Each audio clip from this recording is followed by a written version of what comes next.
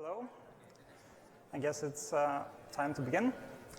My name is Yuri. I'm a rendering engineer, and I'm here to tell you about some of the precomputed global illumination techniques that we have used in Frostbite.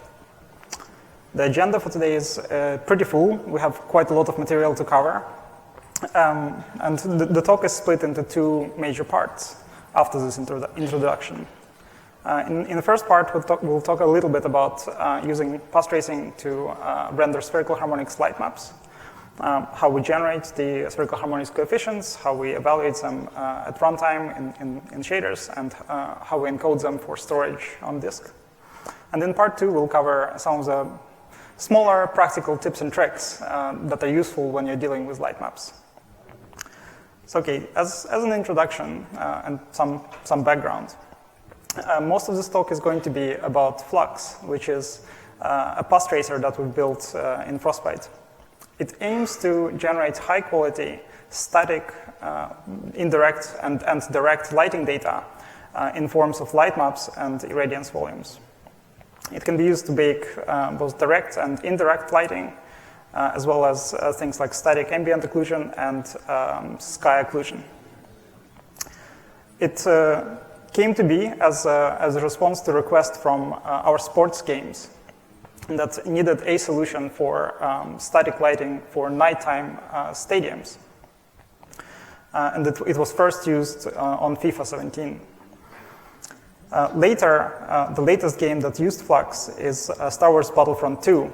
And most of the techniques that I'll be covering today were developed to specifically improve the quality of lighting in Battlefront. So Flux, like I said, is a path tracer. It uses unidirectional path tracing with next event estimation, which is a very well-established and well-known technique. It is very brute force, which is, of course, just another way to say naive, except you sound way cooler when you say it. It is primarily a CPU-based renderer, which uses Intel Embry, like everyone else, and IncrediBuild to distribute computations over a cluster of machines in our studios. We have also recently worked on a GPU backend that aims to solve the workflow issues of lighting artists, to give them interactive, incremental, progressive lighting workflows. And you can learn more about it if you go back to yesterday and see interactive global illumination in Frostbite talk by Sebastian. So just to give you some idea of the inputs and outputs of Flux, here's a screenshot of the geometry that we push into our renderer. It is a low poly kind of representation of the scene that is UV mapped. And on this image, you can see the approximate texel density that we use in Battlefront. Using low poly representation of the scene is efficient in terms of UV mapping, so we get much fewer lightmap charts, but also it reduces the self-shadowing artifacts that you will get if you have very low-resolution lightmaps or relatively low-resolution lightmaps. The lightmap texture coordinates are then transferred onto high-poly meshes that are used for runtime rendering, onto all LODs of the runtime meshes. This is the same approach and the same workflows for artists as were previously used in Frostbite with Enlighten. In this screenshot, we see the indirect light contribution only, which is then combined with a real-time direct illumination from the sun and other dynamic light sources. And we use shadow maps, of course, for visibility. And this is the final frame. Here's another example. The target lighting density that we used in Battlefront was around 25 centimeters per texel, which is pretty low, really. It results in fairly low frequency lighting data that we then combine with a screen space technique to just add more detail. We use horizon-based ambient occlusion in particular. Here's more pretty pictures. And the final example.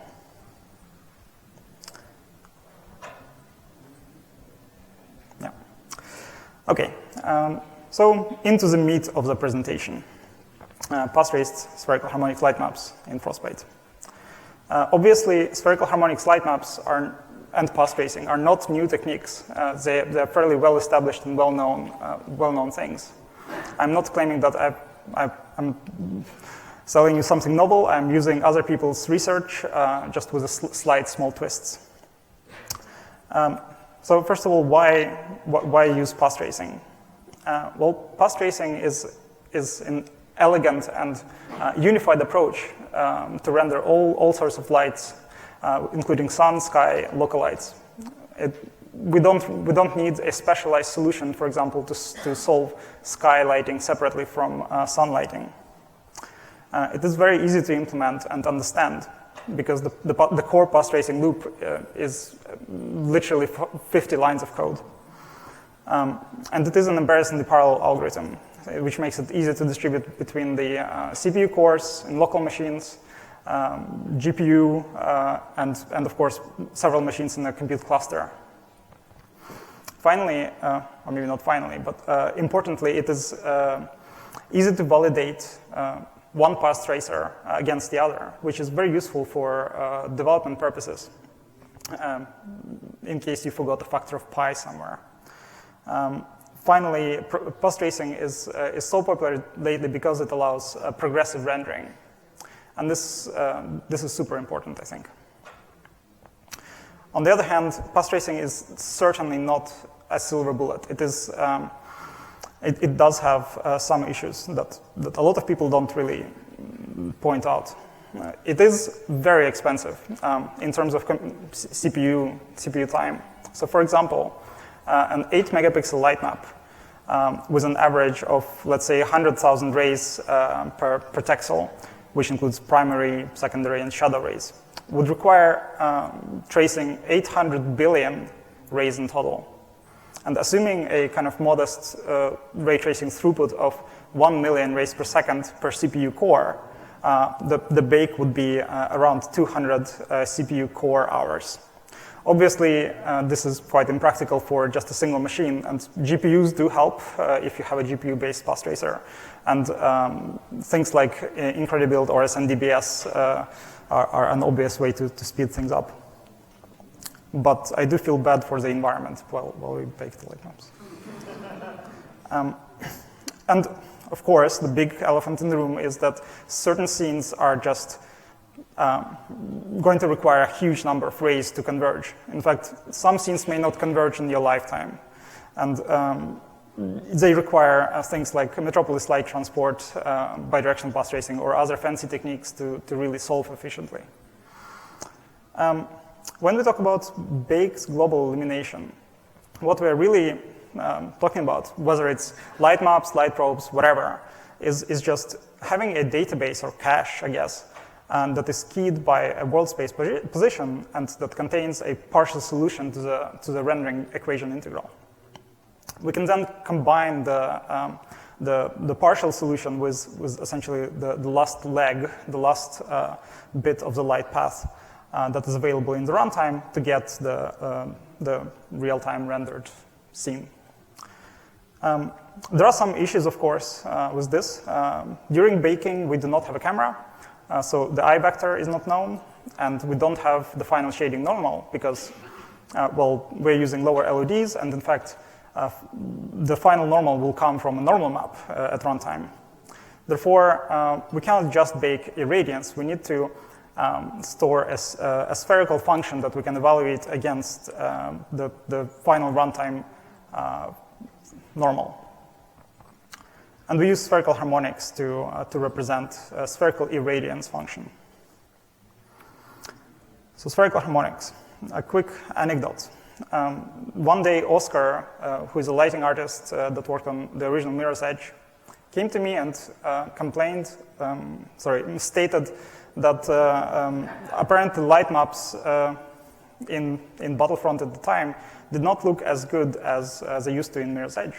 And in particular, the effect that he was missing was a kind of chroma-separated directional lighting on the normal maps. As you can see in this kind of his version of kernel box, the surfaces that are pointing towards the right wall are tinted red, and surfaces that are pointing towards the green wall are tinted green, and this was not possible at Frostbite at the time.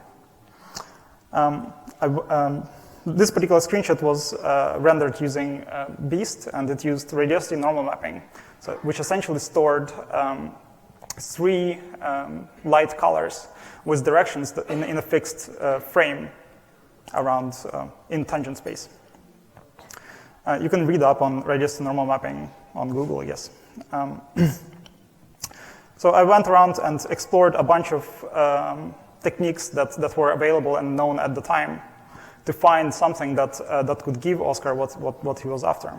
I looked at spherical harmonics, obviously, spherical Gaussians, RNM, ambient plus highlight direction, and a few others. And yeah, spherical harmonics came out as the best compromise of the final lighting quality, the storage requirements, and the evaluation cost. So spherical harmonics have a few nice properties. They do not require a tangent frame, so they can be used to represent world space data, and that is very convenient. And we can use RGB, like separate RGB spherical harmonics to get nice chroma-separated directional lighting. And with some tricks that I'll cover later, we can get very nice high contrast diffuse lighting quality that looks really good.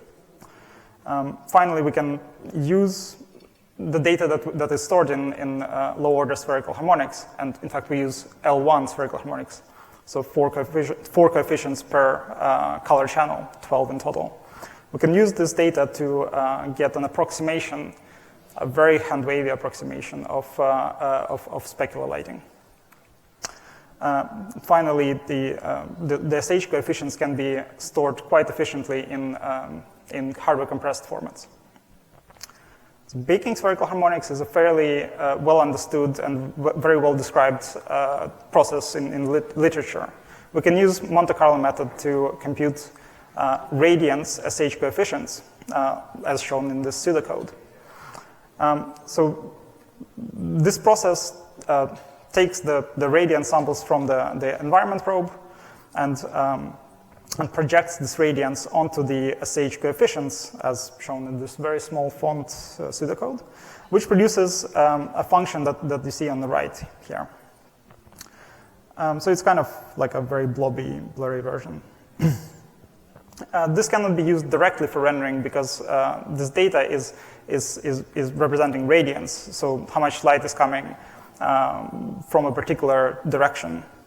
This needs to be convolved with the BRDF to be evaluated against the surface normals. And this is a very simple process. Again, we can implement convolution by multiplying the SH coefficients of our radiance with the SH coefficients of a clamped cosine lobe. This is standard stuff.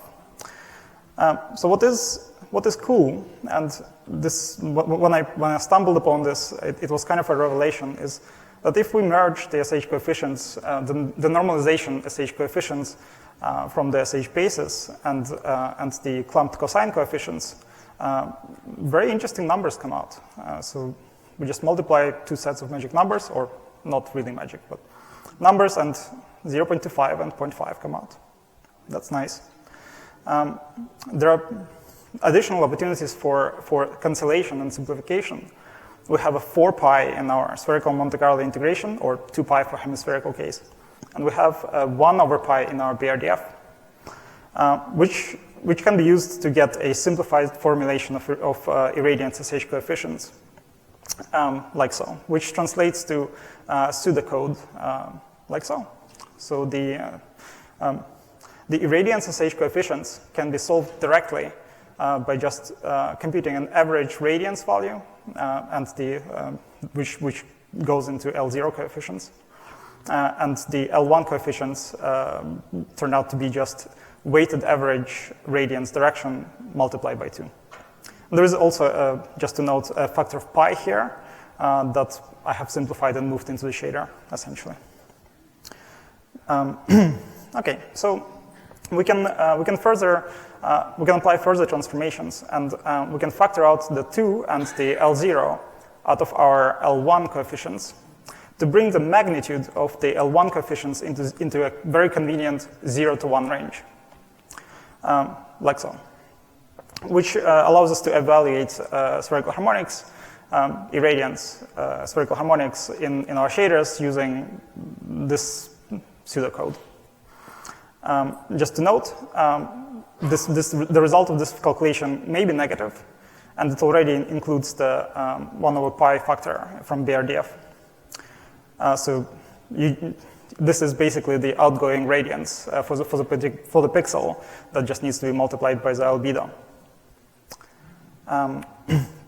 The SH coefficients that are stored in this form are very convenient because we can use BC6H to store the HDR L0 coefficients, but we can use either BC1 or BC7 format to store L1 coefficients because, well, we don't need high dynamic range. We know that the L1 coefficients just contain a kind of weighted average lighting direction. They don't need to be high precision. This gives us the total footprint for our texels that contain 12 SH coefficients of either 4 bytes per texel if we use a combination of BC6H and BC7, or 2.5 bytes per texel for BC6 and BC1. Of course, there is a slight quality degradation when we go for a lower bitrate scheme. And just an example, a 4K by 4K lightmap encoded in this way with RGB SH data will contain either 64 megabytes or 40 megabytes, depending on the quality trade-off. However, we can do something slightly better than just linear SH evaluation, and we can use a technique proposed by GMRX, by Graham Hazel and Chris Doran. It was published a few years ago, and you can find excellent write-up on the subject on Graham Hazel's blog. It aims to improve the contrast of our irradiance reconstruction while guaranteeing only positive results, so no ringing artifacts, and guarantees that the total energy of the irradiance function will be preserved. So if you switch to this, your lighting will not suddenly become brighter or darker. It will, on average, stay the same, and just better. And this is the visual results that you get by using this technique. On the left is the vanilla L1 SH evaluation, and in the middle is the GMRX L1 nonlinear approximation, and on the right is the ground truth. Now, interestingly enough, if we compute the mean square error of the function reconstruction on the left and the approximation in the middle, the nonlinear approximation has much higher error, but it is much more visually pleasing, which I guess is bad news for researchers that like to use absolute numbers. So this is what it looks like in practice when applied to lightmaps. Here is my version of a padded cornel box. This is vanilla standard SH lightmaps, only indirect light. And here is the GMRX nonlinear approximation. This is kind of subtle. What you can see is basically slightly improved contrast and slightly punchier normal maps, which is what Oscar wanted. Here's another example. Here we have a flat polygon in the middle of the room and some emissive surfaces on the sides. And the irradiance for the scene looks like this. If we combine it with per pixel normal maps and use the nonlinear SH evaluation, we get this final lighting result. So here, there's no geometry, it's just a normal map. And the relighting is done just using the data stored in SH lightmaps. And we get very nice natural relighting result. Here's another example. Yeah, it speaks for itself, I guess. This is all the lighting in this shot is done only through light maps, except for the sun. There is no screen space reflection. There is no local reflection volumes or anything. So we can do slightly better than just diffuse. We can use the data in our L1SH to approximate specular lighting. And just to say, to do things properly, we would need to implement something like the technique described in Lighting and Material of Halo 3 from 10 years ago.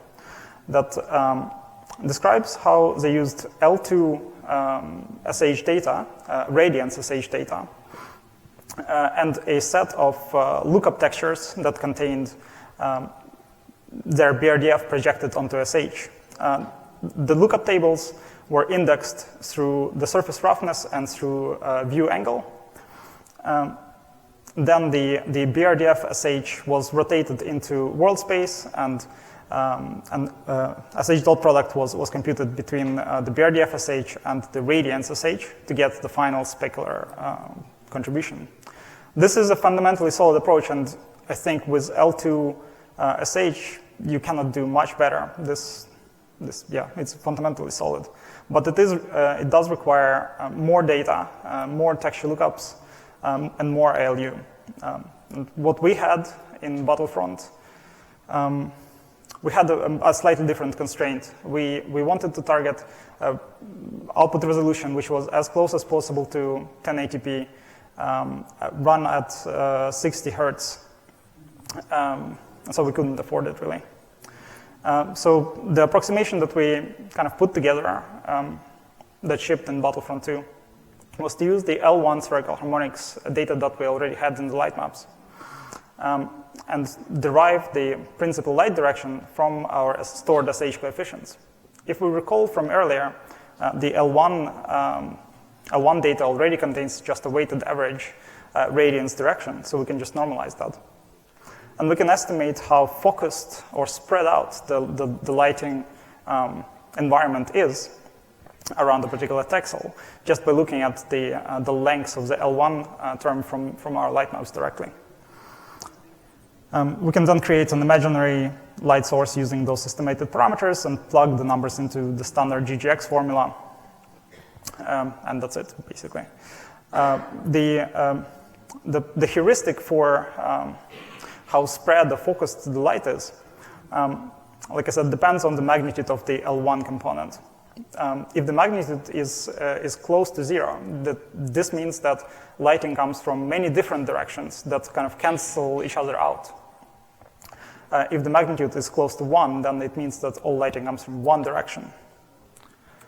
We can then use this heuristic, the spread heuristic, to adjust the surface roughness as a fast area light approximation that people used to commonly do before linearly transformed cosines came along. I must stress that this is an empirical approximation, which is just a euphemism for we hacked things together until it looked good. And it basically comes down to this. The adjusted smoothness is simply linear smoothness multiplied by the square root of our spread heuristic. And why square root? Well, it looked better than no square roots. But seriously, I think there is something in there, and some further proper principled research into the area it can bear some useful fruits. We just didn't have really the time to investigate much further. So visually, and this is what it looks like. Here's a test scene with only diffuse light map contributions. And we can add specular here. I'm not sure if it shows up on the projector. I think it does. Here's another example with specular on, with specular off. And I especially like the highlight that we gain on the right there near the window. Again, this is just data into light maps. I'm pretty sure other people have used similar techniques. I believe Uncharted used similar techniques, and this is a very obvious thing, but I just wanted to show that we have used it and it looks good. Performance-wise, on base PS4, adding all this extra specular per pixel, essentially, adds up to about 350 microseconds at 900p kind of resolution. We can compare this approximated specular with a screen space reflection technique, which is expected to produce slightly more accurate results because it is actually integrating the specular BRDF properly. So here is an example of diffuse-only lighting and screen space reflections plus diffuse versus the approximated lightmap specular. We switch back and forth. It is obvious that there is a difference, but the approximation still looks plausible. It does not look obviously wrong. In fact, the lighting fidelity is slightly higher because the specular is evaluated per pixel rather than at half resolution that's typically used with screen space reflections. And it looks, of course, much better in motion with some variation in the view vector. Here we have made a scene that on purpose uses flat albedo, and all the material variation comes from just normal maps and roughness maps. There are no screen space reflections or any other reflection technology used in this shot. This is just light maps and directional sun shadows.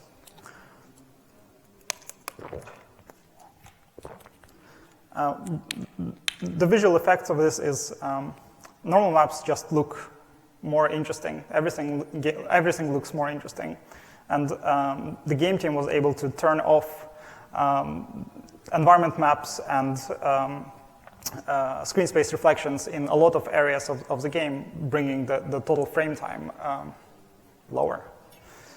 Of course, this whole thing being a massive gross approximation, it does come with some artifacts.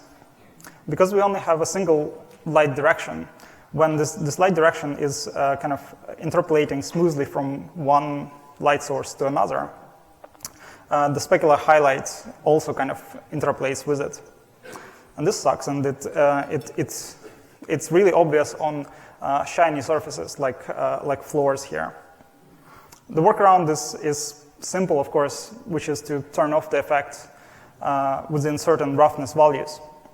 So only have the approximate specular on kind of medium and high roughness surfaces, and fall back to just planar or screen space reflections on highly smooth things. That's it for spherical harmonics. Now on to part 2, which is a collection of tips and tricks that you might find useful when you have light maps. Specifically, if you're here for the light map packing, this will be in the end, so don't leave. So just quick recap. When we generate light maps using path tracing, we need to do two things. We need to generate the ray origins, or sample points on texels, and we need to generate rays in the hemisphere from those origin points. So to start with Staxel Sampling. The obvious thing to do is, of course, to just put the samples in the centers of the texels. Unfortunately, this doesn't work too well, because with our low-resolution light maps, the aliasing is a very big problem. Some large parts of the texel may intersect the triangle, but the texel center may be just outside, and we will miss the data. We could fix up this by using dilation, but it may not actually be always possible, and may lead to a reduced lighting quality. An obvious thing to do, which we utilize in Flux, is to just supersample the texels. We generate up to 64 points on the texel using Hammersley sequence. And the sample points that overlap geometry in UV space are added into a list per texel. Then, as we trace the rays in the hemisphere, for every ray that we trace on the hemisphere, we pick a uniformly random point out of this valid set, which helps with aliasing in the direct lighting also. Although I must point out that this is not fundamentally solid from a signal reconstruction point of view, and we are treating texels as little boxes. But we do this because this allows us to avoid any kind of communication between texels during baking. Each texel is completely independent. We don't need to merge results. So to do hemisphere sampling, we use Halton sequence, which is a low discrepancy quasi-Monte Carlo sequence that is very commonly used in rendering. We use it specifically because it allows progressive sampling. We do not need to specify up front how many rays we're going to sample. We can just keep tracing rays until we've traced enough. And I'll touch on what enough means in a minute. So it looks like this. You're probably familiar with it. But the nice property of it is that the sample points are nice and evenly spread out over the entire domain, and there is no clumping. Of course, it being a quasi-Monte Carlo deterministic sequence, we want to apply a slight randomization to it for every texel. So if we don't do the per texel randomization, then we get essentially correlation artifacts where adjacent texels pick the same light direction and kind of see the same features, which results in this kind of banding look. On the other hand, if we apply the randomization, then we trade this banding noise with a high-frequency noise. And the high-frequency noise is much easier to deal with. We can just throw a true or a Gaussian at it, and it will go away. I've included just the reference code just for completeness. So how many rays do we actually need to trace for each texel? The answer vastly depends on the type of scene that we're dealing with. In fact, within the same level, we may have some parts that are indoor and require much more rays than some of the other parts that are outdoor and require much fewer. Outdoor scenes, or rays that we trace in the outdoor scenes, are very likely to just hit the sky and terminate immediately, while indoor scenes require a few bounces before they hit a light source. And this results in much higher variance in the indoor scenes. So what we want is some kind of automatic solution for picking the number of rays. And we can use a technique that is similar to the adaptive sampling meta-integrator in Mitsuba, though it is slightly different, which uses confidence intervals and standard error. Confidence intervals and standard error are common tools in statistics to measure uncertainty. We can compute a confidence interval for our Monte Carlo estimator that will give us an approximate bound on our error, as long as the data is following the normal distribution. We can compute the error bounds like so. The error bounds are computed as the current sample mean plus or minus the standard error multiplied by a z-score, also known as standard score. The z-score for a 95% confidence interval is given as 1.96. The meaning for these values is that 95% of the area under the normal distribution graph is contained within 1.96 standard deviations from the mean. I don't know, this is a piece of statistics trivia, I guess. The standard error of the mean is computed as a square root of sample variance divided by square root of the sample size. So these tools allow us to define a rendering stopping condition in terms of standard error, like so. We can stop rendering when the standard error multiplied by our chosen arbitrary z-score is less than the current mean estimate multiplied by our error threshold in percentage. We can rearrange the terms slightly to make it more convenient, because we have essentially arbitrarily chose the error and the z-score to give us the following termination condition, which can be implemented in code like so. This just means that when the standard error becomes lower than the sample mean multiplied by our arbitrary error threshold, we can stop rendering. For this to work, we'll need to keep track of variance in an online fashion. So we need to keep track of running variance, which we can do using Welford's algorithm, which is, again, well known. I've included a sample implementation of Welford's algorithm here, just for completeness. The big elephant in the room is whether radiance samples are actually normally distributed and whether using words like confidence intervals actually makes sense, or p-values or whatever. And the answer is nope, they are definitely not. They follow a distribution that looks more like this. So we have a spike of low luminance values and a very long tail of very bright values. If we zoom in on this section over here, the distribution looks like so. So it sort of resembles Gaussian if you squint a little bit, but the mean value is actually shifted to the right here because there is no such thing as negative luminance, so the distribution is clamped here. And the outliers on the right here shift the mean a bit.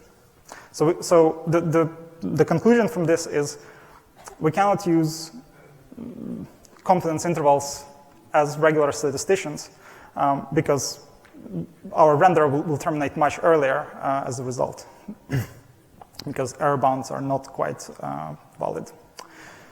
However, if we plot the standard error versus our convergence metric here, we'll find that the standard error looks like this, and the blue graph, and the convergence metric, so our sample mean multiplied by our chosen error threshold, kind of looks like this. Setting higher error threshold will shift the graph slightly higher and will essentially terminate after a fewer number of samples. And in this particular example, our termination condition tells us to stop after 9,000 samples. So this, in fact, does work in practice for a variety of scenes. Here's an example of a light map rendered with up to 25,000 samples per hemisphere samples per Staxel. On the right here, we see a heat map that represents the actual total number of samples that was traced as a fraction of the budget. We get exactly what we were after. The areas that were outside here and were hitting the sky required much fewer samples compared to the areas inside the box here, which required more because the light paths are slightly more complex. So this is great. And in fact, this automatic convergence detection and automatic error metric is what probably makes path tracing light maps practical, because there is such big variety in the scene configurations and lighting configurations. If we just set a constant number of samples for all Staxels, we would be wasting the computations. At least for Battlefront, this was a massive speed up. I believe we used, in reality, we traced about between 15 and 20% of the ray budget on average per Staxel. And the ray budgets went as high as 500,000 samples per Staxel. Okay, so next up, lightmap atlas packing. First, to pack an atlas, we need to ensure that when we sample a texture in this atlas, we only reference the correct data according to when we use bilinear interpolation. To do this, we first need to generate chart IDs chart masks for every texel. And this is done by intersecting a 2x2 box around each texel center. And when this bounding box intersects a primitive, we assign a chart ID associated with that primitive to the texel. If the box intersects multiple primitives, then this means that we need to merge the charts that are associated with those primitives, because the primitives, in fact, are connected through the bilinear filter footprint. The result of this process looks a little bit like conservative rasterization, only using a 2x2 box rather than 1x1 for each pixel. Here's what it looks like in practice for a small example. An interesting thing to note here is, an important thing is to actually quantize the size of each chart after we have figured out that polygons belong to the same chart. We can quantize the size of each chart to kind of align the bounding box of the chart to texel centers. Actually, we can see it here. This triangle bounding box is aligned to texel centers. And this allows us to very tightly pack lightmap charts into the lightmap. This is a pretty well-known technique if you've done lightmaps for a while, but some people still don't have this. This allows us to basically avoid any borders or padding between charts. So it's important to reiterate. After we have computed the chart IDs for all of our primitives, the typical process of light mapping is to generate UVs for each mesh and pack UVs for each mesh into a kind of mini light map per mesh. When we do this packing, we gain some, or we lose some efficiency, because it is not possible to always tightly pack irregularly shaped charts. Then we typically want to instance the same mesh many times in the scene, and we want to combine the light maps for all the meshes in the scene into a single texture to improve batching and instancing. When people do this, we introduce additional inefficiencies due to the second packing. So all the inefficiencies add up. In fact, in this toy example, for this particular Atlas configuration, we end up with about 72% efficiency, so 28% of the pixels are unused. And this is actually, in fact, fairly good compared to what we typically have in games. So what we aim for is to pack all lightmap UV charts for the entire level into a single atlas to avoid the per mesh or per instance packing. We want to do this while also avoiding adding too much data to our meshes. So we don't want to add like a unique UV stream for all of the geometry. And the packing algorithm needs to be fast enough so that we could throw production-sized levels at it and artists do not have to wait all day. So the global packing algorithm works as follows. We generate 1 bit per pixel bit masks for our UV charts that account for bilinear filtering footprint. Then we sort all charts by their bounding box perimeters, or in fact, we use width plus height, but it's the same. We sort them large to small. And the idea there is that we start packing charts that we think will be more difficult to pack later. So we could have used a slightly different heuristic, like the chart area heuristic. Although we think that a chart which is 1024 by 1 pixel is more difficult to pack than a chart which has 32 by 32 dimensions, which they have the same area but different perimeters. So we insert our charts, our sorted charts, into an output atlas kind of bit mask 1 by 1. This is a brute force implementation. So we keep inserting charts by scanning through the bits in our bit mask one by one in the scanline order, and brute force testing each possible insertion location. When a bit mask for the chart does not intersect with any bits in the atlas, we stamp it into the atlas and move on to the next chart. This algorithm is what is described in Static Lighting Tricks in Halo 4 talk from a few years ago. It works, but it is obviously very slow due to being so brute force. Halo 4 optimized it by using multithreading, although we went a slightly different way. The idea is to simply avoid testing locations that we think are unlikely to satisfy the packing. The heuristic that we use for this is extremely simple, and it's almost embarrassing to talk about it. But it basically boils down to tracking the last row where we successfully packed a chart of particular dimensions. And we reset this starting row as we move on to a chart of a smaller size. The motivation for this is that if we were unable to fit a large chart on a particular row, it is unlikely that we'll fit a similarly sized chart on the same row. But when we move to a smaller chart, there is a possibility that it'll fill in some hole left somewhere. So as an example, this is what it looks like. We start packing from large charts, and our starting row is the red line at the top.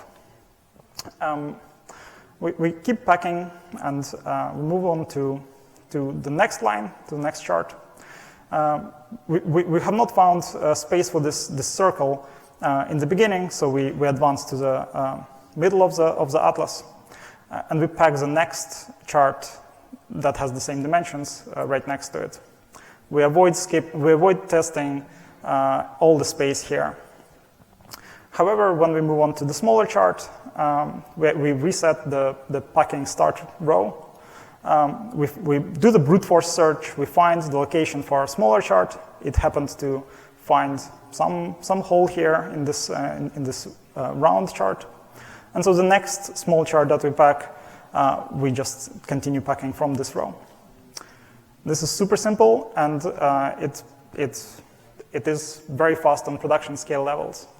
In fact, a production scale level with maybe 4x4K lightmap is packed in less than 10 seconds. This is on one thread, no fancy tricks. The only trick is that we can test 64 bits at a time when we do the brute force insertion, but that's about it. So here's a practical example. This is a visualization of lightmap charts in Star Wars Battlefront Naboo level.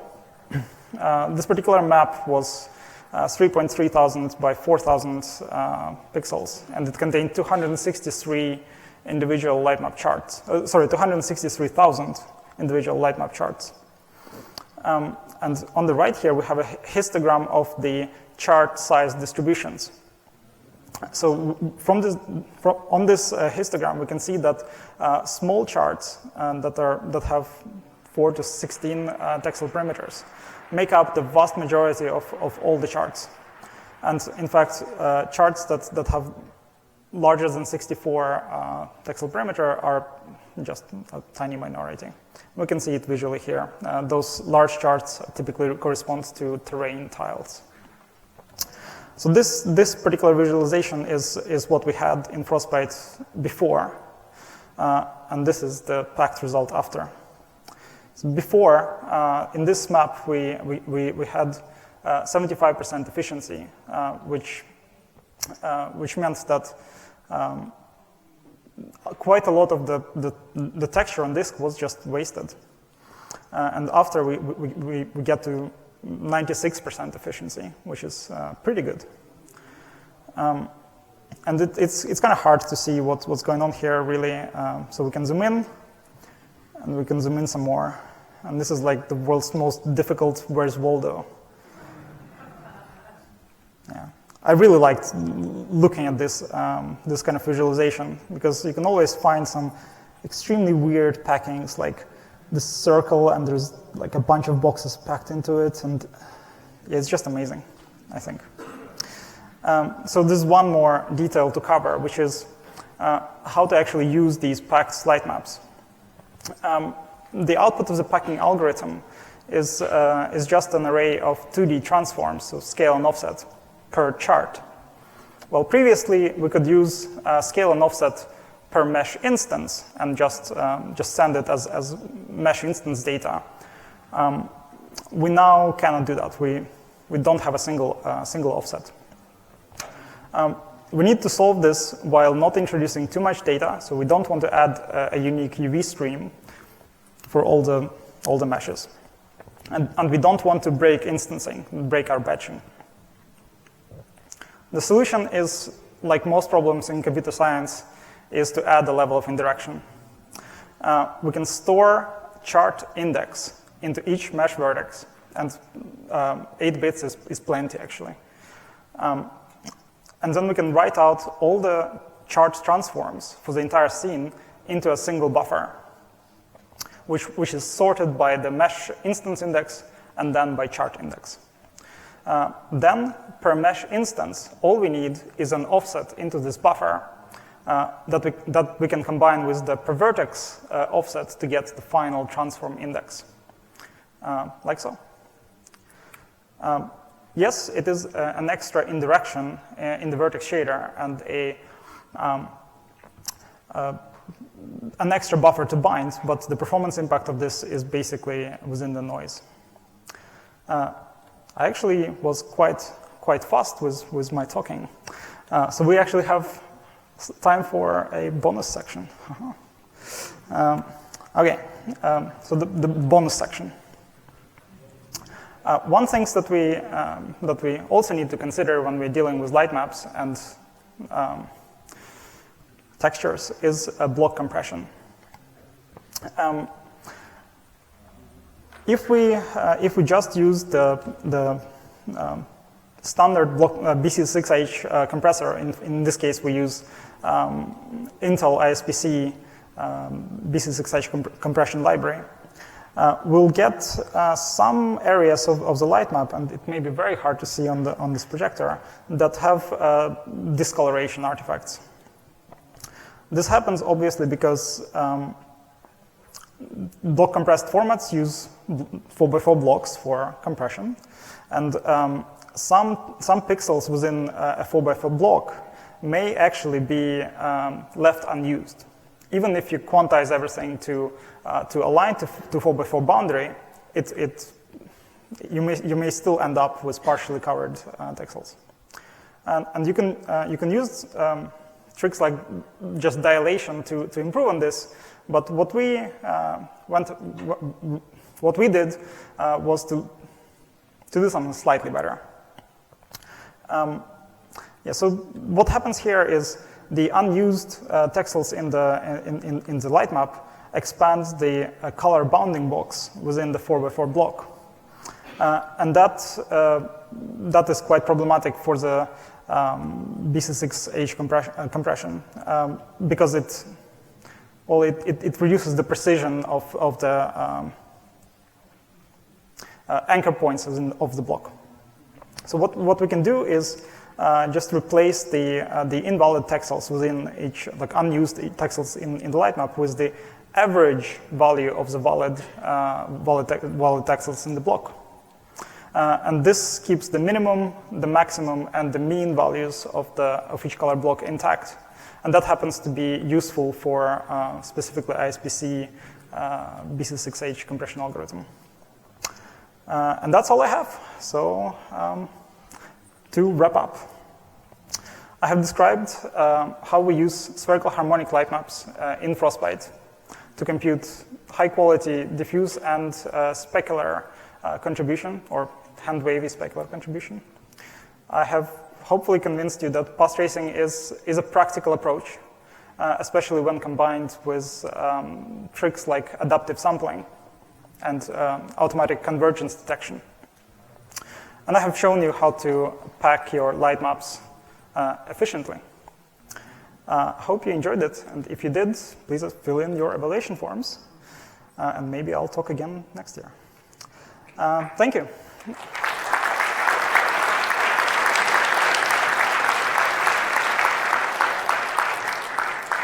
We have probably a few minutes for questions, if you have any.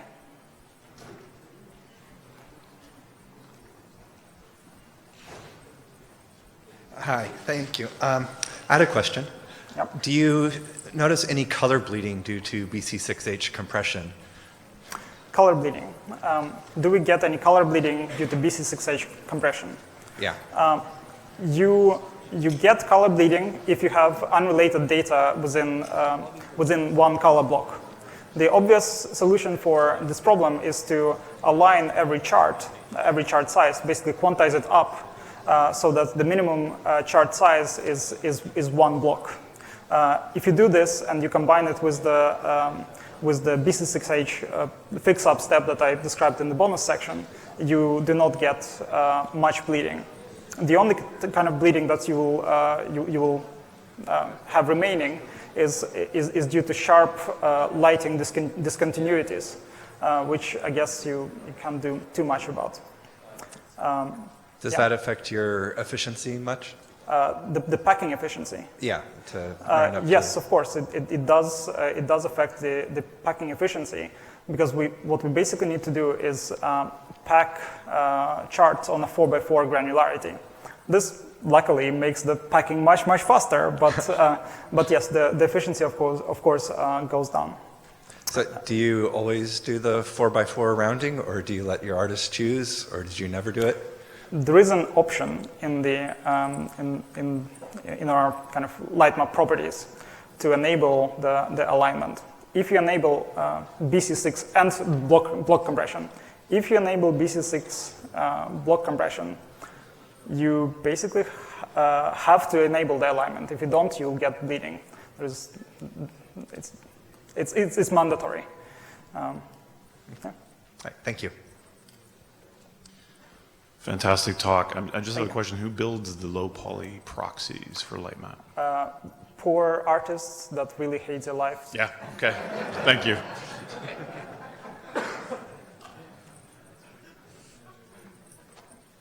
Hi, good talk.